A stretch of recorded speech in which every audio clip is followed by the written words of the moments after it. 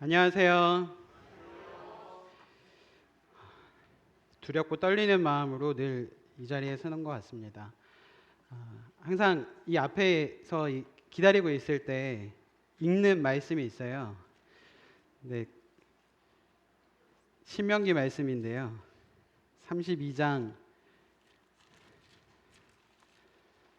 31장 6절을 늘 앞에서 읽고 나오곤 하거든요. 제가 읽어드리도록 하겠습니다. 너희는 강하고 담대하라. 두려워하지 말라. 그들 앞에서 떨지 말라. 이는 내 하나님 여호와 그가 너와 함께 가시며 결코 너를 떠나지 아니하시며 버리지 아니하실 것임이라. 이렇게 앞에 선다는 것 자체가 참 두렵고 떨리는 일이지만 하나님께서 함께 하시고 하나님께서 함께 하실 것을 믿음으로 담대한 마음으로 앞에 서게 됩니다. 오늘은 5월 8일 어버이날입니다. 오늘 아침에 부모님께 카네이션 달아드렸나요? 잠시만요. 네. 이 5월 8일이 어버이날이잖아요. 그래서 이 화면을 이렇게 만들어 놓고 8자를 이렇게 옆으로 보니까 무한대가 되더라고요. 이렇게 무한대. 무한대로 우리를 사랑하시는 부모님께 멀리 계셔서 찾아뵙지 못하더라도 영상통화라도 무한히 나를 사랑해 주셔서 감사합니다라고 전하는 인사를 드리는 오늘이었으면 좋겠습니다. 오늘 주일 말씀은 사무엘상 17장입니다. 사무엘상 17장은 성경 가운데 가장 유명한 장이죠. 앞에 있는 것처럼 사무엘상 17장은 다윗과 골리앗의 이야기입니다. 구약 435페이지 사무엘상 17장입니다. 오늘 말씀의 제목은 다윗과 골리앗, 그리고 부제로는 두려움, 그건 아무것도 아니다라는 주제로 오늘 말씀을 전하도록 하겠습니다. 본문이 무척 길기 때문에 오늘은 빨리 달려나가도록 하겠습니다. 성도님들 사무엘상 17장을 펴셨으면 17장 1절을 함께 읽도록 하겠습니다. 함께 읽어볼까요? 시작.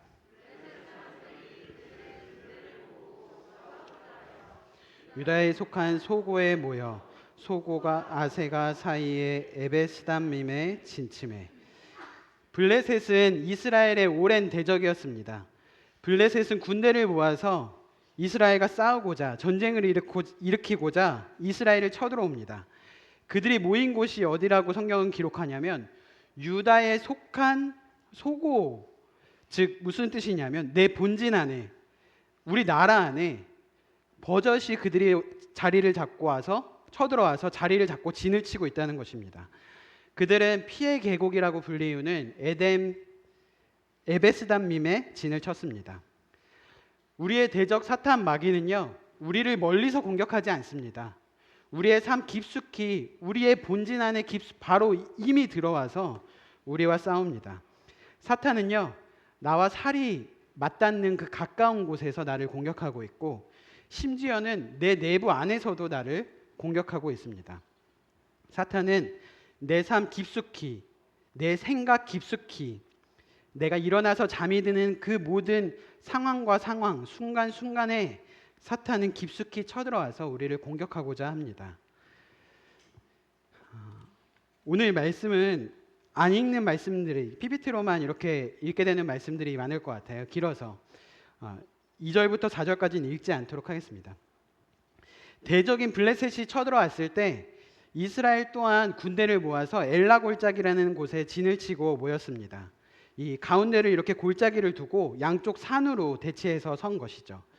그때 블레셋의 장수 한 사람이 나오는데 그 사람의 이름은 골리앗입니다. 4절부터 7절에는 그 골리앗의 스펙이 나오는데요. 그의 키는 6규빗 한 뼘이라고 성경은 기록하고 있습니다. 한 규빗이 요 손끝에서 요 손 팔꿈치 있는 데까지를 한 규빗이라고 하는데 45cm라고 했을 때 골리앗의 키가 그러면 6규빗 한 뼘이라면 293cm, 3m가 가까운, 성도님들이 가장 잘 알고 있는 우리나라 키 큰 사람이 누구죠? 최용만. 저는 서장훈이라고 생각해서 서장훈을 검색했는데 서장훈의 키가 2m 7cm인데요. 골리앗의 키를 작게 이렇게 그 주석에서 이렇게 작게 평가한 그 키도 293cm, 즉 골리앗보다 1.5배가 더 서장훈보다 1.5배 더 큰 그 장수가 골리앗입니다. 이 골리앗은 머리에는 노트구를 썼고 몸에는 비늘 갑옷을 입었습니다. 이 갑옷의 무게가 노천세겔이라고 하는데요. 이 5,000세겔을 환산하면 57.6kg. 웬만한 성인 여성을 갑옷으로 이렇게 입고 있고 다리에는 녹 각반을 찼습니다. 그리고 어깨에는 녹 단창을 찼습니다. 이것은 마치 그 어벤져스에서 헐크가 그 아이언맨 수트를 입은 것처럼 이런 최고의 그 무기와 갑옷을 장착한 모습을 보입니다. 창자루는 배틀채 같다고 하는데 이 창자루 끝에 달려 있는 이 그 창의 무게만 7kg가 되는, 여기 600세겔이라고 하고 있죠. 7kg가 되는. 그리고 뿐만 아니라 이렇게 완벽한데도 그 앞에 이렇게 완벽하게 쓴 그 앞에 방패를 든, 골리앗의 키보다는 조금 작겠지만 방패를 든 사람이 그 앞에 서 있습니다. 이건 좀 너무한 거 아닙니까? 네, 8절부터 10절까지는 그 골리앗이 나와서 이스라엘을 향하여서 소리치는 장면이 나오는데요. 문정민 형제가 한번 8절부터 10절까지 한번 읽어주실래요? 큰 목소리로 한번 읽어주시기 바랍니다. 마이크 전해주세요. 네.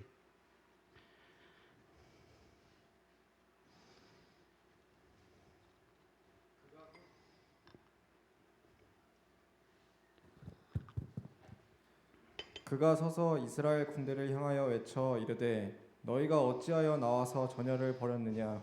나는 블레셋 사람이 아니며 너희는 사울의 신복이 아니냐? 너희는 한 사람을 택하여 내게로 내려보내라. 그가 나와 싸워서 나를 죽이면 우리가 너희의 종이 되겠고 만일 내가 이겨 그를 죽이면 너희가 우리의 종이 되어 우리를 섬길 것이니라. 그 블레셋 사람이 또 이르되 내가 오늘 이스라엘의 군대를 모욕하였으니 사람을 보내어 나와 더불어 싸우게 하라 한지라. 네, 감사합니다. 그는 나와서 이스라엘 전선을 향해서 소리칩니다. 나 골리앗이다. 너희 사울이든, 사울의 신복이라는 것은 사울의 졸병들이든 나와서 나와 겨루자. 1대1로 겨루자. 대표한 사람만 나와라. 피할 수 없는 싸움을 이 골리앗은 걸어옵니다. 이 1대1 싸움에서 승리하는 자가 그 패배하는 자를 노예로 잡는 이 전쟁. 골리앗은요 기세등등하여서 심지어 모욕까지 하면서 싸움을 걸어옵니다. 10절을 보시면 심지어 모욕하기를 없냐? 이스라엘 가운데 내가 이렇게 너희를 모욕하는데 나와 더불어 싸울 사람이 없느냐? 이 겁쟁이들아 라고 크게 소리칩니다. 우리의 싸움은요 사단과 1대1로 싸우는 영적 싸움입니다. 우리의 씨름은, 우리의 싸움은, 우리의 전쟁은 에베소서 6장 12절의 이름과 같이 혈과 육을 상대하는 것이 아니요 통치자들과 권세들과 이 어둠의 세상 주관자들, 통치자, 권세, 어둠의 세상 주관자들, 하늘에 있는 악의 영들을 상대하는 것이 바로 우리의 싸움, 이 사탄 마귀와 싸우는 이 영적 전쟁인 것입니다. 우리는 하나님을 믿는 자로서 하나님의 편에 서서 하나님을 위해서 싸워야 하는 하나님의 군대입니다. 그런데 이 사탄 마귀와 싸우는 이 영적 전쟁에 있어서 하나님의 군대인 이스라엘 군대가 어떤 상태에 있었는지 한번 보실까요? 11절을 보도록 하겠습니다. 제가 읽도록 하겠습니다. 17장 11절 사울과 온 이스라엘이 블레셋 사람의 이 말을 듣고 놀라 크게 두려워하니라. 24절은 함께 읽어주시겠습니까? 시작. 이스라엘 모든 사람이 그 사람을 보고 심히 두려워하여 그 앞에서 도망하며. 사울과 온 이스라엘은 놀라 크게 두려워합니다. 무서워서 벌벌 떨고 나자빠져집니다. 40일 동안 골리앗이 나와서 이렇게 소리치고 있을 때 24절에 보면 온 이스라엘 사람들은 골리앗을 보고 심히 두려워하여서 그 앞에서 도망합니다. 사랑하는 형제님 자매님, 형제님들을 놀라게 하는 일은 무엇입니까? 자매님들을 크게 두렵게 하는 일들은 무엇입니까? 우리로 하여금 이 문제로부터 나 좀 도망갔으면 좋겠어라고 말하게 하는 그 문제는 무엇입니까? 그 문제는 잘못이 아닙니다. 그 문제를 통해서 하나님께서는 우리를 성장시키고자 하시는 계획이 있으신데, 사탄은 그 문제를 통하여서 우리를 낙심케 하고 우리를 두렵게 하고 우리를 심히 두려워하여서 그 앞에서 도망가게 합니다. 성도님들께 직면하신 이 1대1의 싸움, 이 사탄 마귀가 나를 낙심케 하는 그 문제는 무엇입니까? 요즘의 골리앗은요, 칼과 창을 휘두르지 않습니다. 요즘의 골리앗은 실직의 두려움을 가지고, 때로는 친구들로부터 왕따를 당하지 않을까라는 두려움을 가지고, 때로는 진짜 이거 아무것도 못하겠어 하는 이 자포자기의 마음을 가지고, 때로는 성폭력이나 때로는 우울증이라는 그 무기를 가지고 우리를 공격합니다. 너 낙심해, 너 두려워해, 도망가. 이 골리앗은요, 이 엘라 골짜기에서만 있는 것이 아니라 우리의 삶에도 찾아와서 우리의 회사와 사무실, 침실, 식탁 위를 휘젓고 다닙니다.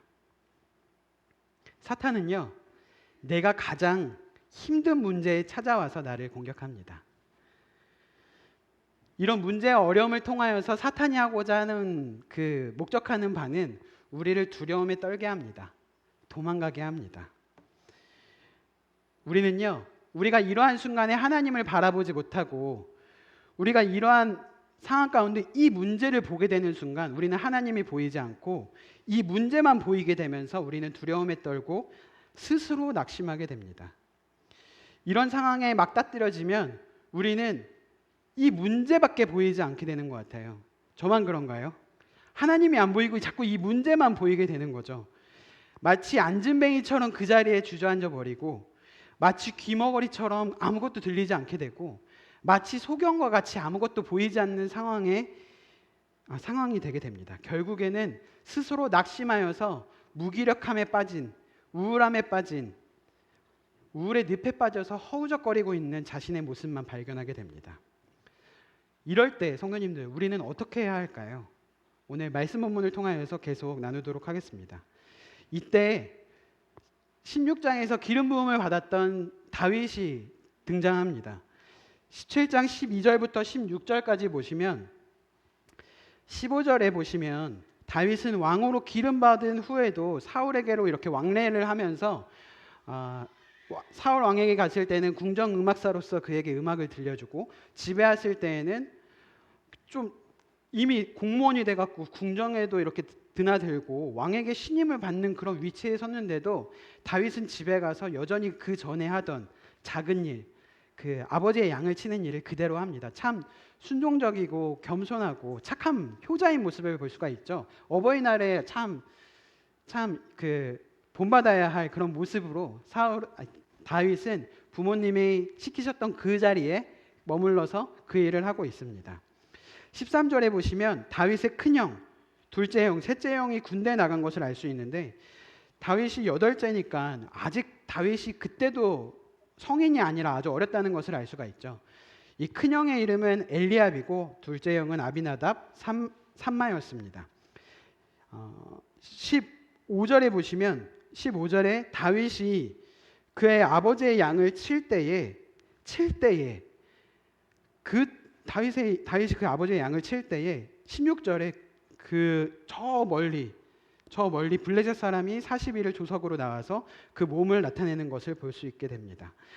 제가 만약에 이 장면을 드라마로 만들었다면 다윗이 평화롭게 그 언덕에서 양을 치는 모습을 이렇게 보여주다가 갑자기 오버랩 되면서 골리앗이 그 언덕으로 나와서 소리치는 그런 장면으로 이 화면을 만들겠죠. 골리앗은 40일 동안 이스라엘을 쳐들어오지 않았습니다. 왜 그랬을까요? 그렇게 당당했으면 쳐들어왔을 텐데 골리앗은 이 40일 동안 쳐들어오지 못했어요. 아마 하나님께서 그때까지 맡고 계셨을 것이라고 생각이 됩니다.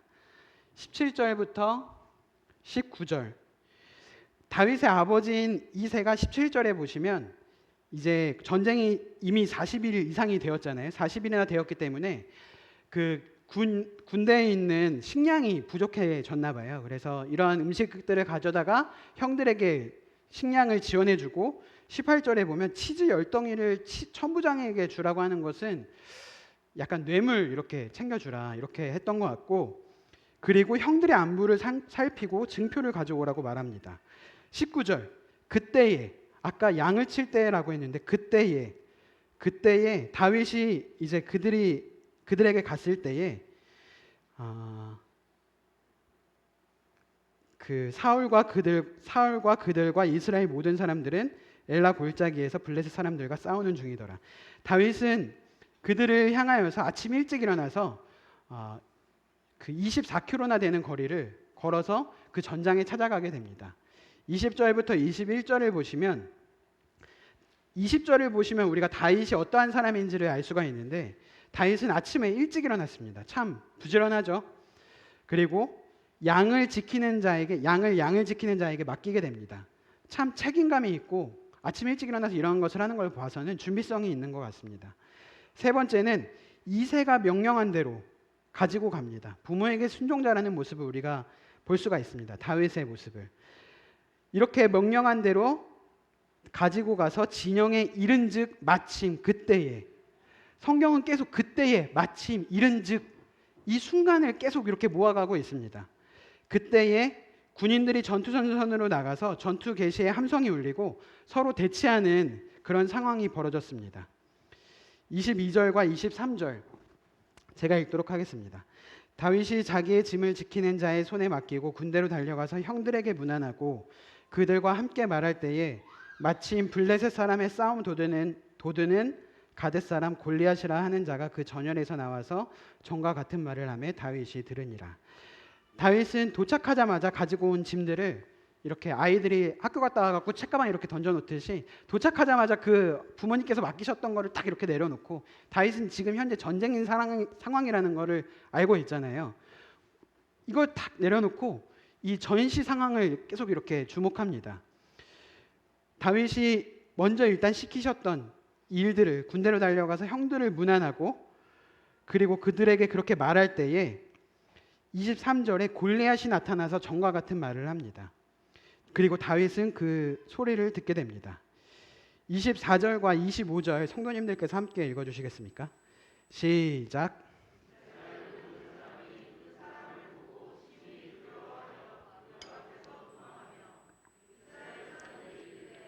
너희가 올라온 사람을 보았느냐? 참으로 이스라엘을 모욕하러 왔도다. 그를 죽이는 사람은 왕이 많은 재물로 부하게 하고 그의 딸을 그에게 주고 그 아버지의 집을 이스라엘 중에서 세금을 면제하게 하시리라. 다윗은 듣고 보게 됩니다. 다윗은 골리앗을 보고 이스라엘 군대를 보는데 이 이스라엘 군인들이 이 골리앗을 보고 심히 두려워하여서 그 앞에서 도망하는 모습을 다윗은 보게 됩니다. 이 사람들의 두려움이 더 심각해져서 도망가는 그 모습을 다윗은 보게 됩니다. 사탄의 전략은요, 지금 40일이 됐는데도 사탄의 전략은 싸우지 않습니다. 사탄은요, 우리를 두려움에 떨게 하고 낙심하게 하고 시간이 지날수록 사기가 저하되게 하고 우리로 하여금 스스로 무능하게 여기게 하고 싸우지도 않고 스스로 도망하게 만드는 것이 사탄이 하는 역할입니다. 사탄은 그리스도인인 우리와 맞서 싸우면 그가 이길 수 없다는 것을 알기 때문에 사탄은 이러한 전략을 우리에게 두려움으로, 낙심케 함으로, 유혹됨으로 우리를 무너뜨리고자 하는 전략을 가지고 있습니다. 이스라엘 사람들이 이 두려워하여서 도망가다가 25절에 보시면 다윗에게 저 골리앗을 죽이는 이에게 사울 왕이 약속했던 것을 세 가지를 말합니다. 첫 번째는 많은 재물로 부하게 할 것이다. 두 번째는 왕의 딸을 아내로 삼게 할 것이다. 세 번째는 그 아버지의 집에 세금의 면제에 특권을 준다고 말합니다. 이 세금 면제를 특권을 준다는 것은 평민에서 더 높은 귀족의 계급으로 이렇게 올려준다는 그런 의미입니다. 그리고 누구든지 골리앗에게 도전해서 승리하는 자에게 최고의 자리, 최고의 출세, 최고의 조건을, 대우를 조건으로 약속하게 됩니다. 26절과 27절은 제가 읽도록 하겠습니다.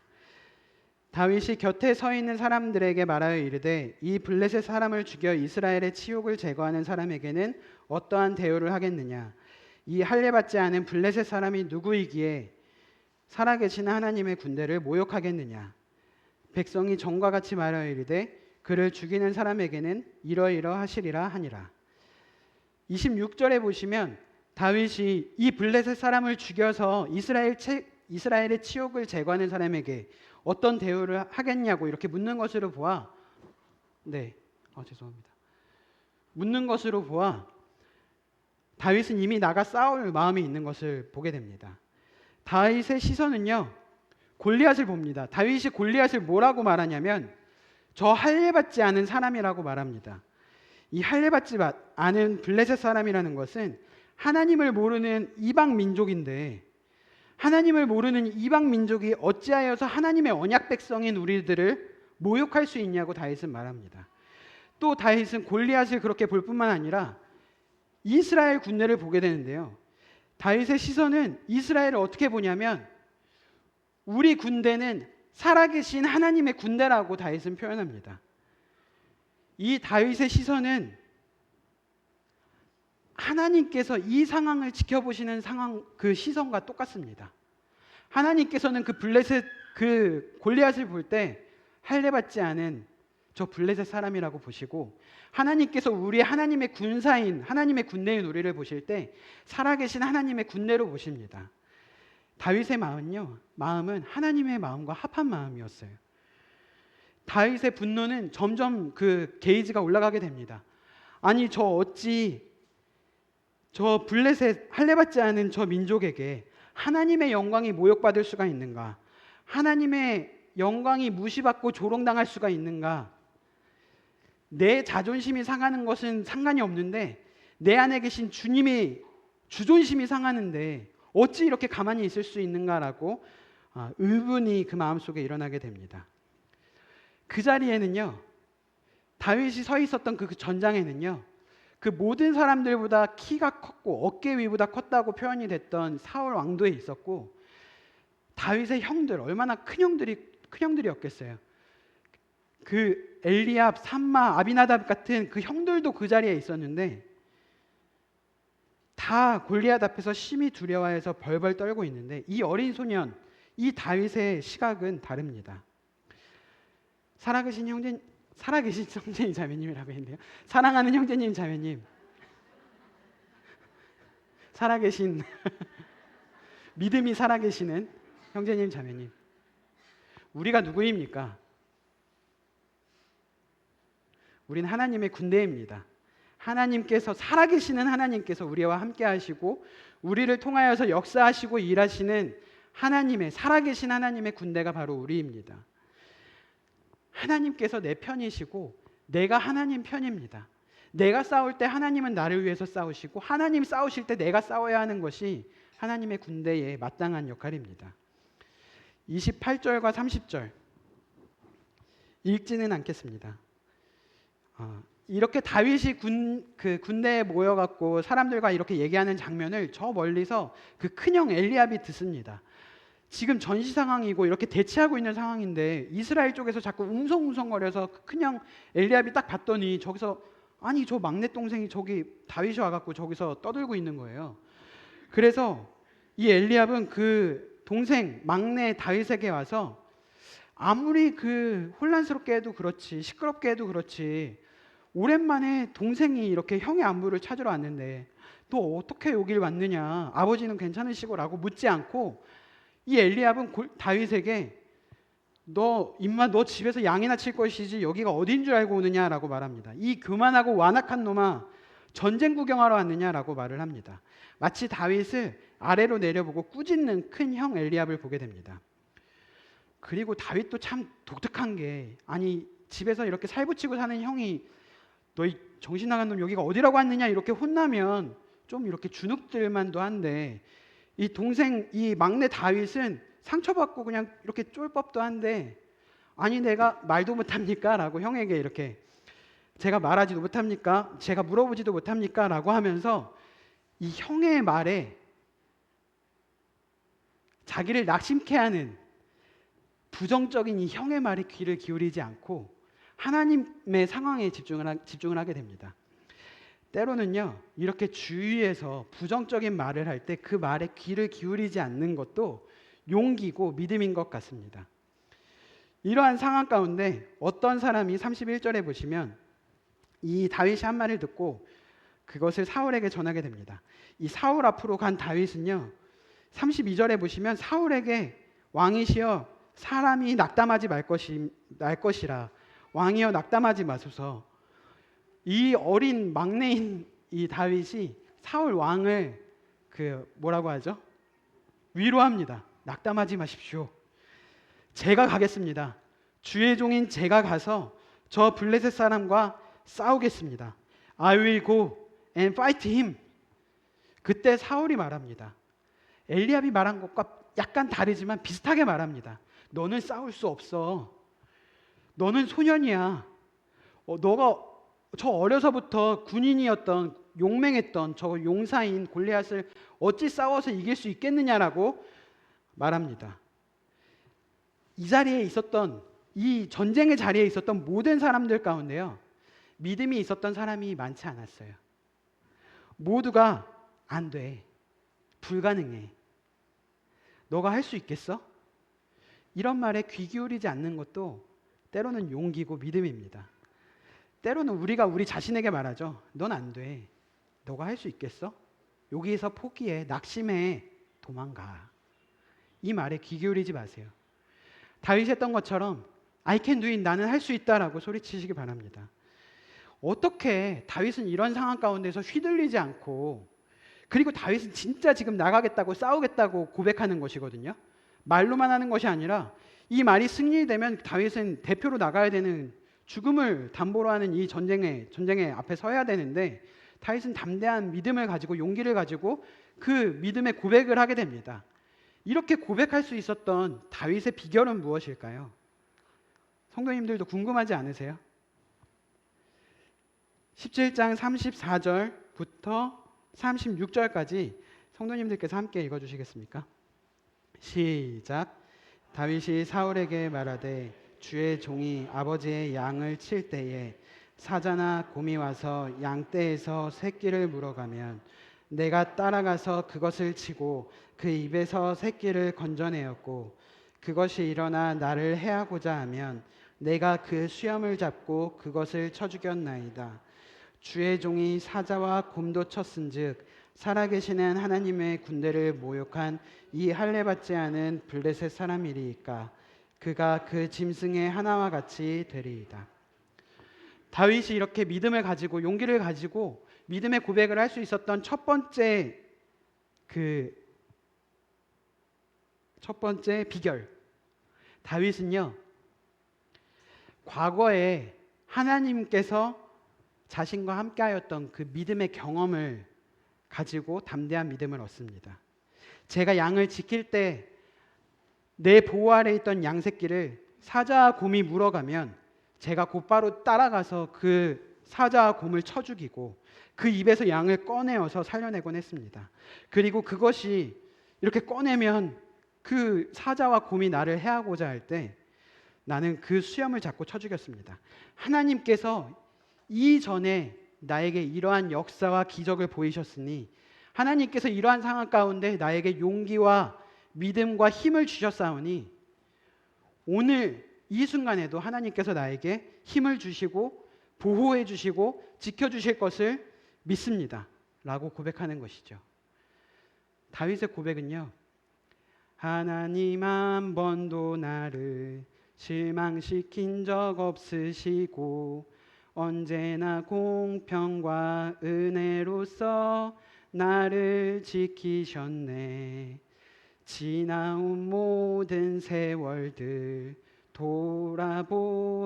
돌아보아도 그 어느 것 하나 주의 손길 안 미친 것 전혀 없네 라고 고백하는 것입니다.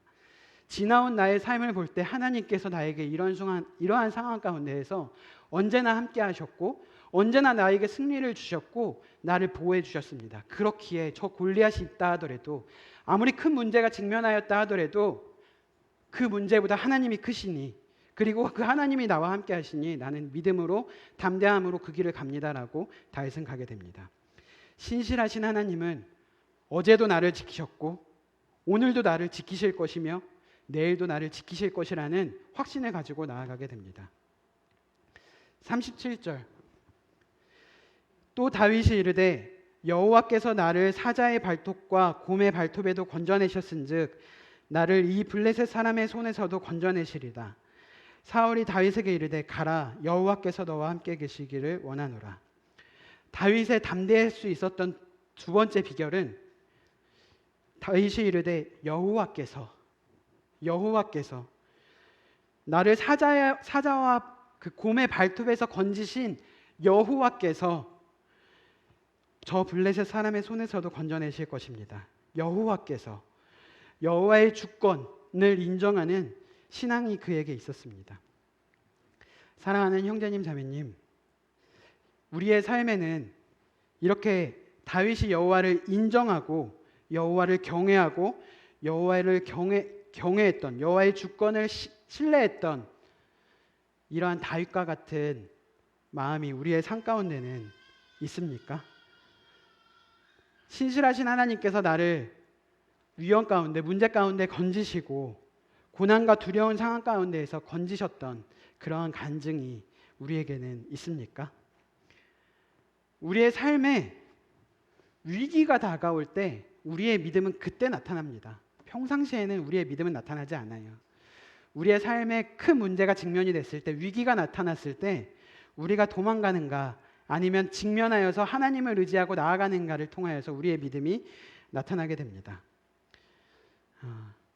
때로는 사업이 이루어지지 않거나 사기를 당하거나 돈에 큰 손실이 있거나 때로는 내가 아프거나 내가 병에 들었거나 자녀가 아프거나 아니면 스스로 큰일이 아닌데 내 인내심이 내 마음이 약해서 자신이 가진 이 인내의 바닥이 드러나는 그 고통의 때에 그 낙심의 때에 그 두려움의 때에 우리의 믿음은 그때 나타납니다. 그럴 때 우리가 이렇게 용기를 갖고 믿음으로 고백할 수 있는 비결은 이전에 나의 삶 가운데 경험했던 그 하나님을 의지하는 것, 오늘도 나와 함께 하시는 그 하나님을 의지하는 것, 그리고 앞으로도 신실하게 나와 함께 하시는 그 하나님을 의지하는 것이 이러한 상황 가운데 우리가 승리할 수 있는 비결이 아닌가 생각이 됩니다. 38절부터 40절 보시면요, 사울 왕이 그에게 갑옷을 이렇게 입혀주었을 때 다윗은 이제 갑옷을 입고 몇 걸음 이렇게 걸어보다가 이것은 저와 맞지 않습니다라고 벗습니다. 그리고 그의 손에는 한 손에는 막대기와 한 손에는 돌멩이 5개를 주었습니다. 여기 보시면 매끄러운 돌 5개를 잡았다고 했는데요. 약간 곁길로 가게 되면 이렇게 쓰임받는 돌은요, 모난 돌이 아니라 매끄러운 돌이 쓰임받는 것 같아요. 어쨌든 다윗은 매끄러운 돌 5개와 막대기를 들고 이렇게 전장 앞에 이렇게 나가게 됩니다. 다윗이 이 막대기로 저 골리앗을 싸워서 이길 거라고 생각했을까요? 다윗이 이 조그만 돌멩이로 저 골리앗을 싸워서 이길 것이라고 생각했을까요? 그럴 수도 있겠죠. 자신감이 있었을 수도 있겠지만 그보다 다윗의 더 큰 무기, 더 강한 무기는요, 하나님이었습니다. 다윗의 전투 전략은 오직 하나님이었습니다. 그의 갑옷은 오직 하나님이었습니다. 그의 무기는 오직 하나님이었습니다. 사랑하는 형제님 자매님, 이 사무엘상 17장에 다윗이 가장 많이 표현하고 그리고 이 17장을 통틀어서 가장 많이 나오는 단어가 뭔지 아십니까? 살아계신 하나님이라는 단어입니다. 살아계신 하나님. 지금 다윗은요, 두려움을 보는 것이 아닙니다. 이 엘라 골짜기를 가득 채우시는 살아계시는 하나님을 다윗은 보고 있습니다.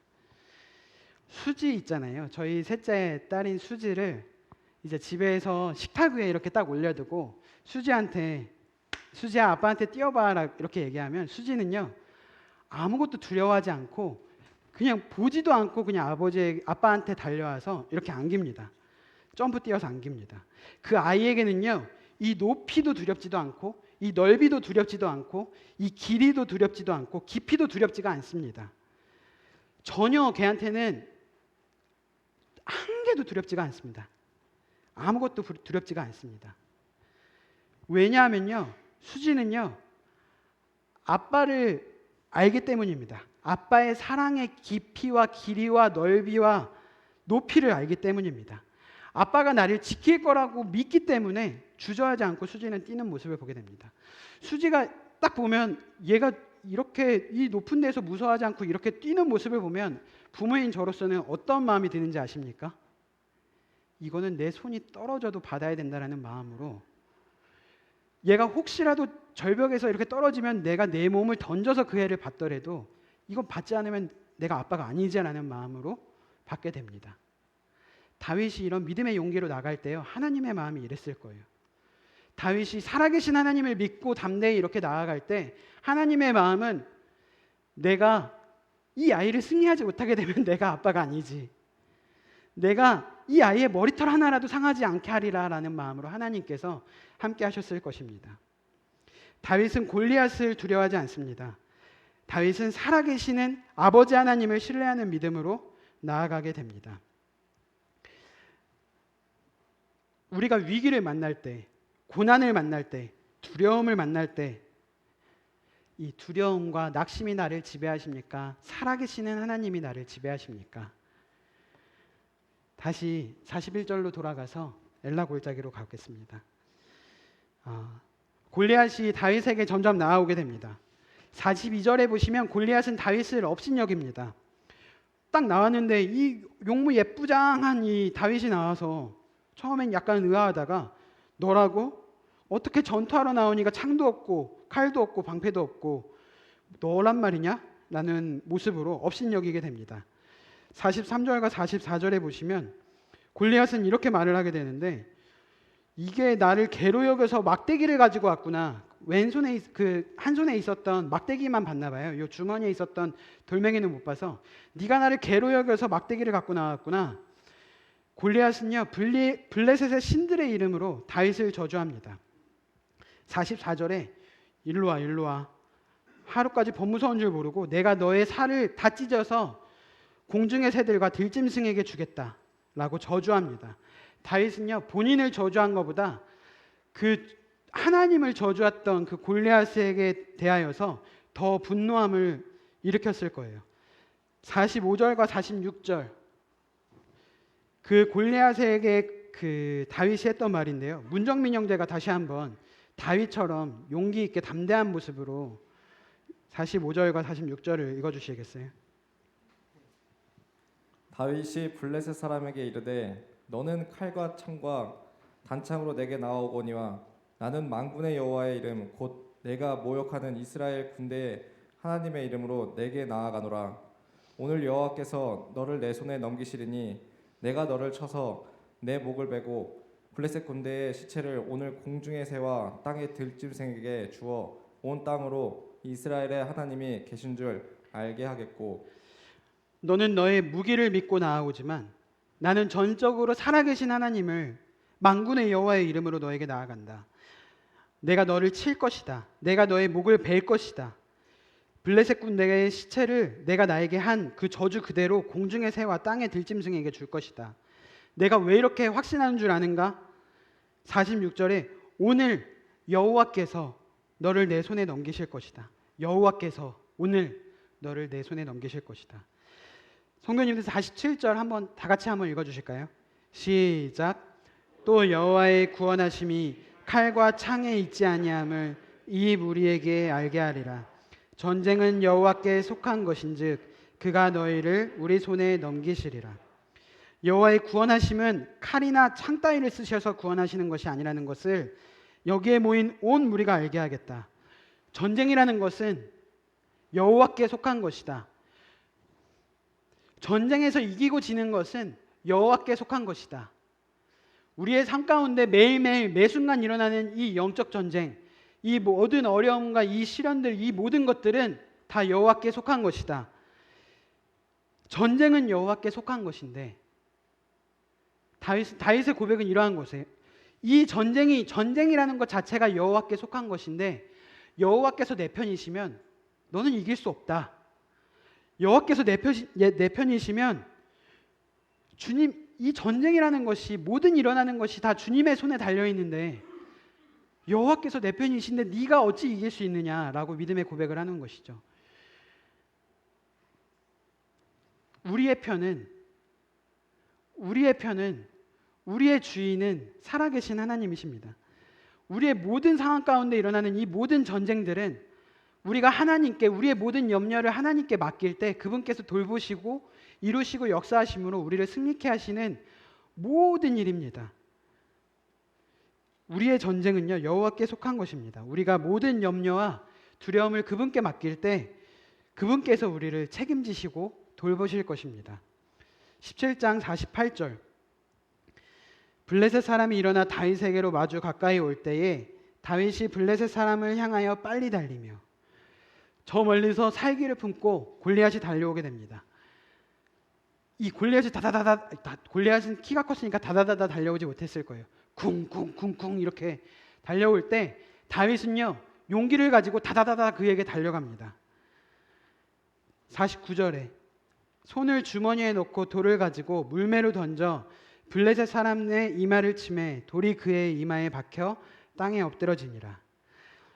이렇게 주머니에 손을 넣어서 잡히는 돌멩이를 물매에 넣고 휙휙휙 돌리게 됩니다. 성도님들 만약에 이 앉아 계신 성도님께서 저에게 돌을 던지신다면 어떻게 될까요? 돌멩이가 저한테 맞았다고 생각을 해봅시다. 그 돌멩이가 어떻게 될까요? 저는 하고 이렇게 주저앉겠죠? 그렇지만 그 돌멩이 어떻게 될까요? 맞고 떨어지겠죠? 제 머리를 깨트린다 하여도 맞고 떨어지겠죠? 그런데요 성경 말씀에는요 그 돌멩이를 날렸을 때 그 돌멩이가 이마를 치는데 그 이마에 박혀서 골리앗이 땅에 엎드러지게 됩니다. 저는 이 장면을 묵상할 때 다윗이 달려갈 때 하나님께서 함께 달려가신다고 생각을 했잖아요. 다윗이 달려가다가 돌멩이를 휙 던졌을 때 그 순간 다윗이 하는 역할은 다 한 거예요. 그 돌멩이를 던질 때까지 믿음으로 던질 때까지 다윗이 한 역할은 다 한 건데 그 돌멩이가 이렇게 날아갈 때 하나님께서 이렇게 돌멩이에다가 손을 이렇게 같이 붙이셔서 블레셋의 이마에 탁 대시더니 팍 눌러서 그를 죽이신 것입니다. 하나님이 함께 하시면 우리가 이기지 못할 일이 없습니다. 골리앗은요 돌멩이 하나에 졌습니다. 이 돌멩이의 능력이 있어서 이긴 것이 아니라 돌멩이여도 하나님께서 함께 하셨기 때문에 그는 승리할 수 있었습니다. 우리가 겨자씨만한 믿음으로 하나님께 하나님 저 도와주세요. 아니면 하나님 저 믿음으로 나아갑니다. 저 도와주세요 라고 한다면 하나님께서는 이와 같은 능력으로 우리와 함께하여 주실 것입니다. 사랑하는 형제님 자매님, 하나님은 살아계십니다. 하나님 앞에 엎드러지지 않을 문제란 없습니다. 아마 골리앗은요 그 이전에 블레셋과 전쟁을 할 때 그 언약궤를 그 블레셋 신전에 갖다 놨을 때 그 언약궤 앞에 그 블레셋 신상이 이렇게 앞으로 엎드려져 갖고 부러져 갖고 이렇게 무너졌던 것처럼 골리앗은 그 돌멩이 앞에 다윗 앞에 그 작은 소년 다윗 앞에 이렇게 앞으로 쓰러져서 죽었을 것입니다. 다윗은 달려가서 칼도 없었어요. 골리앗의 칼을 빼서 골리앗의 목을 베고 온전한 승리를 외치게 됩니다. 네, 말씀 정리하도록 하겠습니다. 사랑하는 형제님 자매님, 형제님 자매님의 삶 가운데 두려움을 갖게 하고 나로 하여금 저 낙심의 끝으로 갖고 가게 하는 그 문제는 무엇인가요? 그 문제를 통하여서 하나님께로 나아갈 수가 있고 그 문제를 통하여서 사탄에게 시험받을 수가 있는데 사탄은 그 문제가 우리에게 직면했을 때 너는 못해, 너는 할 수 없어, 너는 낙심해, 너는 도망가 라고 우리를 그런 마음을 품게 합니다. 하지만 하나님께서는 우리가 살아계신 하나님을 바라보고 그 하나님을 온전히 신뢰하고자 하는 마음을 가질 때 다윗에게 함께 하셨던 것처럼 우리와 함께 하실 것을 믿습니다. 어려운 문제가 있으셨습니까? 한 주 동안 그 문제를 넘어서서 그 문제를 주관하시고 나의 모든 상황 가운데, 나의 모든 삶 가운데를 그 엘라 골짜기를 가득 채우시는 하나님의, 살아계신 하나님의 능력을 바라보시길 바랍니다. 우리는 여호와 하나님의, 살아계신 여호와 하나님의 군대입니다. 이상 말씀 마치도록 하겠습니다. 감사합니다.